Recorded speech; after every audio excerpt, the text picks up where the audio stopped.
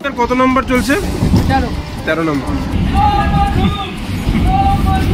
ধীরে ধীরে আমরা গেদে স্টেশনের দিকে ঢুকছি। তো এখন আমরা ভারত বাংলাদেশ সীমান্তে দাঁড়িয়ে রয়েছি। আজ অনেক দিন বাদে কোথাও ঘুরতে যাওয়ার জন্য মন কেমন করে উঠল। একটা গন্তব্যবিহীন যাত্রা। পথ চলতে চলতে স্থির করব কোথায় যাওয়া যায়। বারাসাত স্টেশন থেকে ঠিক করলাম বনগাঁও যাব, কিন্তু বনগাঁ লোকাল লেট হওয়ার জন্য আমরা হাবড়া লোকালে উঠে পড়লাম। ঠিক করলাম হাবড়ায় নেমে বনগাঁ লোকালের জন্য অপেক্ষা করবো, কেননা হাবড়া লোকাল ফাঁকা ছিল। এখন আমি সুজনা সায়ন তিনজন আছি হাবড়া স্টেশনে। বারাসাত থেকে ট্রেন ধরে এলাম। এবার এখানে নেমে কিছুক্ষণ ওয়েট করে বনগাঁ লোকাল ধরে আমরা বনগাঁ যাব।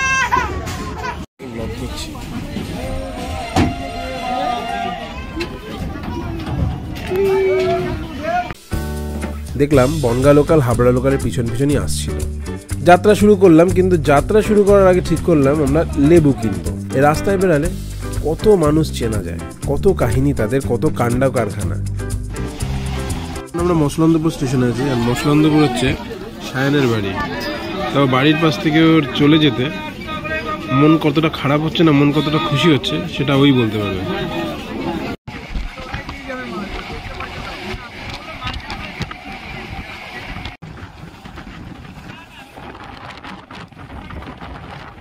দীর্ঘ অপেক্ষার পর অবশেষে আমরা বনগাঁ স্টেশনে এসে পৌঁছালাম। এবার এখান থেকে আমরা রানাঘাট যাওয়ার ট্রেনে উঠবো,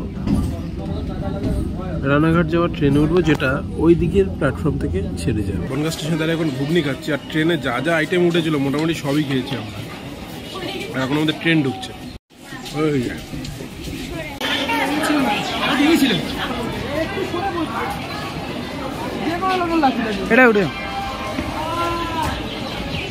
রানাঘাট যাওয়ার পথে ট্রেন লাইন এখনো সিঙ্গেল, মানে এই লাইনে এখনো ক্রসিং হয়।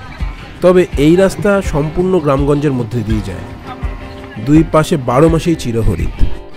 2016 সালে সুজনের বিয়ের নিমন্ত্রণ করতে আমি এই পথে একবার ট্রেনে করে গিয়েছিলাম। সেটাই ছিল আমার 8 লাইনে শেষ ট্রেনে আসা। তারপর অনেকবারই গাংনাপুর, সিন্দ্রানী, দত্তফুলিয়া, বনগাঁও, পারমদন, মঙ্গলগঞ্জ, মানে এইদিকে যেসব জায়গাগুলো আছে সেইগুলো আমার বাইক নিয়ে ঘোরা আছে, কিন্তু ট্রেনে আমি এই দিকে খুব কম এসেছি। 14 পিস ফুচকা 10 টাকা। এই যে ফুচকার দোকানটা, এখানে 14 পিস ফুচকার দাম 10 টাকা, যেখানে আমাদের বারাসাতে কলকাতার দিকে 6 পিস 10 টাকা। একদম গোপালনগর স্টেশনের পাশেই বসেন।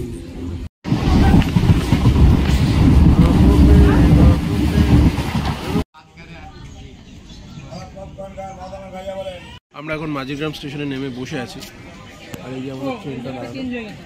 বনগাঁ থেকে রানাঘাট যাওয়ার এই লাইনটা সিঙ্গেল লাইন, সেই জন্য এই স্টেশনটায় ক্রসিং হবে। ট্রেন ঢুকবে অন্য লাইনে, তারপর লাইন ক্লিয়ার হবে, তারপরে এই ট্রেনটা ছাড়বে। কত নম্বর চলছে? 13 নম্বর। বারাসাত থেকে ওঠার পরে লেবু পেয়ারা মাখা চলছেই। আজকে 1 জানুয়ারি, তোমাদের সবাইকে নতুন বছরের শুভেচ্ছা জানাই। হয়তো আজকে 2 তারিখ তোমরা ভিডিওটা দেখছো। এই বছরটা আশা করি তোমাদের সবার খুব ভালো কাটুক, সবাই নিজের পরিবারকে নিয়ে খুব ভালো থেকো, আর এক্সপ্লোর করো, চারিদিকে এক্সপ্লোর করো, ঘুরে বেড়াও, কেননা জীবনের আরেক নাম হচ্ছে ঘুরে বেড়ানো। আমরা রানাঘাট স্টেশনে ঢুকছি। রানাঘাট পৌঁছে ঠিক করলাম কিছু খাওয়া যাক, কেননা সকাল থেকে বিভিন্ন রকম জিনিস খেলেও দুপুরে যে ভারী খাবার, সেই খাবারের একটা ইচ্ছে আমাদের সবার মধ্যে পেয়ে বসেছিল। গেদে যাওয়ার টিকিট ছিল না আমাদের কাছে, সেই জন্য সায়নকে পাঠালাম টিকিট কাটতে। সায়ন টিকিট কেটে আনার পরে আমরা রানাঘাট স্টেশনে দাঁড়িয়ে অসাধারণ পরোটা আর তরকারি খেলাম।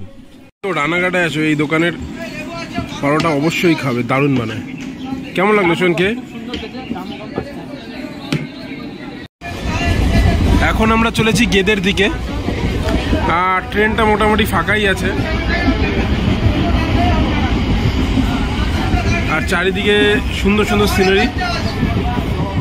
বঙ্কিমনগর হল্ট, এখানেই সুজনের মামার বাড়ি ছিল। ঠিক করলাম ফেরার পথে যদি সময় হয় একবার এই মামার বাড়ি ঢু মেরে যাব। খানিক বাদে অপরূপ দৃশ্য শুরু হতে আরম্ভ করলো, যা বলার জোগাড় নেই। আর ট্রেনটাও স্টেশনের সাথে সাথে না ফাঁকা হতে শুরু করলো। একটা সময় এমন এসে দাঁড়ালো এই পুরো ট্রেনটাতে, মানে এই পুরো বগিটাতে 6 জন যাত্রী ছিল মাত্র।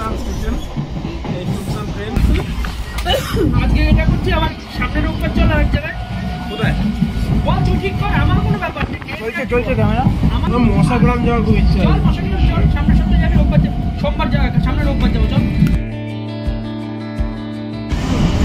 ওরা এখন গজা খাচ্ছে, আর গজা দেওয়া নিয়ে একটা গোলযোগ চলছে।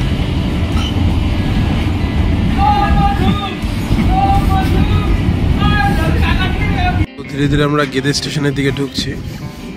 আর তোমাদের বলে রাখি, গেদে হচ্ছে একটা আন্তর্জাতিক স্টেশন, আর এখান থেকে দর্শনা স্টেশন বাংলাদেশের একদম কাছে, 500-600 মিটারের দূরত্বে দর্শনা স্টেশন বাংলাদেশের। এবার যতটা দূর যাওয়া সম্ভব ততটা দূর যাব।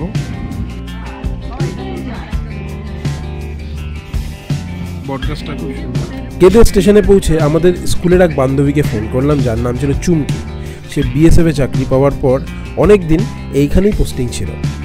সে আমাদের জানালো যে আমরা কোন পথে গেলে কাঁটাতারের খুব কাছে যেতে পারবো এবং সেখানে দৃশ্য মাধুর্যও খুব সুন্দর।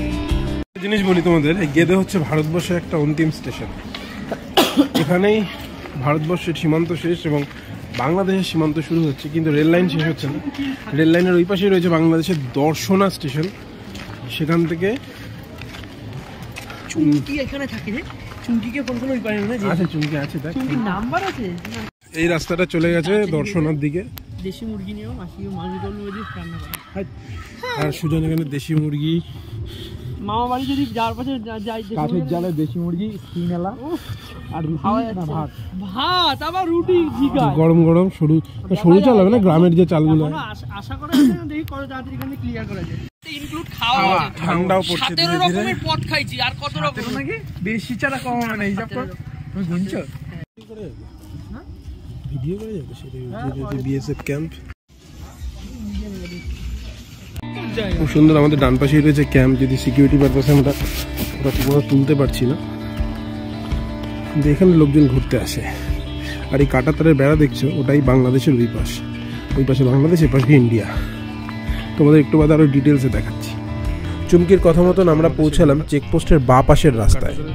এখানে অনেক ভ্রমণার্থী চোখে পড়লো, যারা কাঁটাতারের সামনে দাঁড়িয়েই ছবি তুলছে। এখান থেকে পাসপোর্ট বিষয়ে 2 দেশের মানুষ আসা যাওয়া করছে, কিন্তু সেই এলাকায় সাধারণ মানুষের যাওয়া নিষিদ্ধ। চাষাবাদের জন্য চাষিরা কিছু কিছু এলাকায় যায় নিজেদের আধার কার্ড বা ভোটার কার্ড জমা রেখে।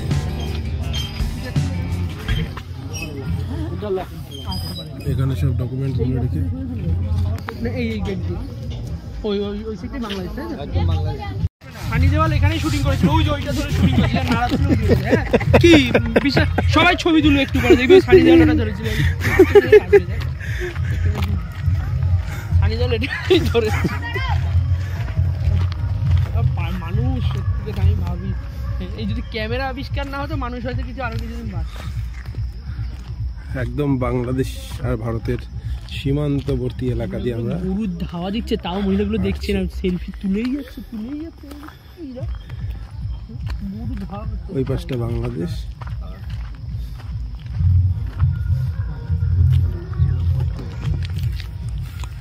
এদিক যাওয়া যাবে তো, বাংলাদেশ অব্দি যাওয়া যাবে এদিক? না না, তার কারণে রানাঘাট গোবর টাকা খুব বেশি না, বন গায়ে যাবো মনে হচ্ছে। কি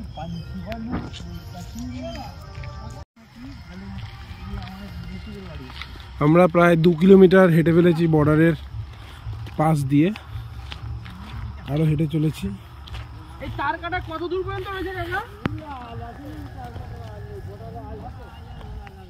এই অনেক দূর গেছে। আপনারা গেছেন ওই পাশে? এখন আর যেতে যায় না। এই তার কাটা এখন হয় তার আগে, তাই তো?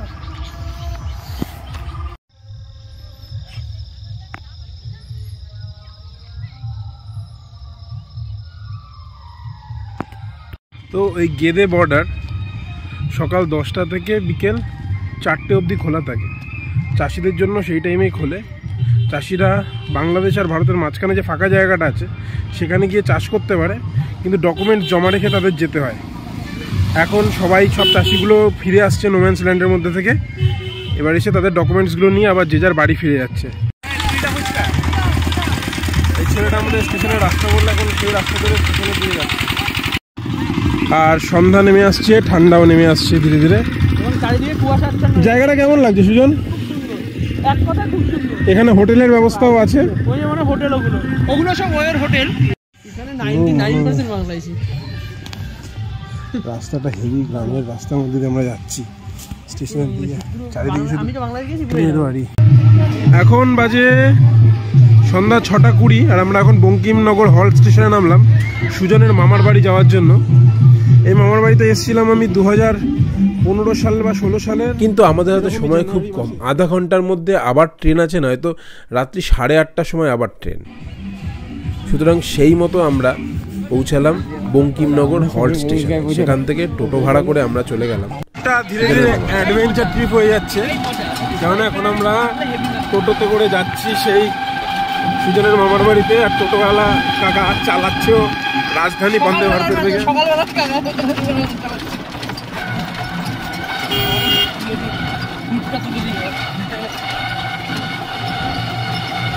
আর এখানে 2-1 দিন থাকলে তবেই মজা হয়। যা পরিস্থিতি মোটামুটি যেরকম গ্রাম্য পরিবেশটাই ঠিক সেরকমই লাগছে। তারা লাইটটা জ্বালাই, ওরা কিছু দেখা যাচ্ছে মানে রাস্তায় লাইট নেই, যেটা সুন্দরবনে এখনো হয়ে গেছে, কিন্তু এখানে রাস্তায় লাইট নেই। ল্যাম্প পোস্ট আছে, ল্যাম্প পোস্টে ল্যাম্প নেই। বাড়িতে হয়তো আলো আছে, কিন্তু রাস্তাঘাট যে গ্রাম্য ভাবটা সেইটা আছে। যদিও পিচের রাস্তা, এটা একটা ভালো সাইন। রাস্তায় লাইট নেই অথচ পিচের রাস্তা।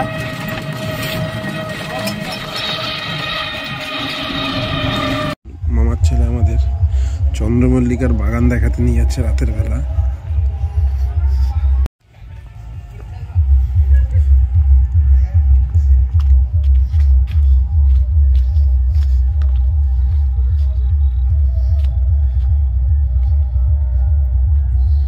দিনের বেলা আসলে খুব ভালো লাগতো দেখতে।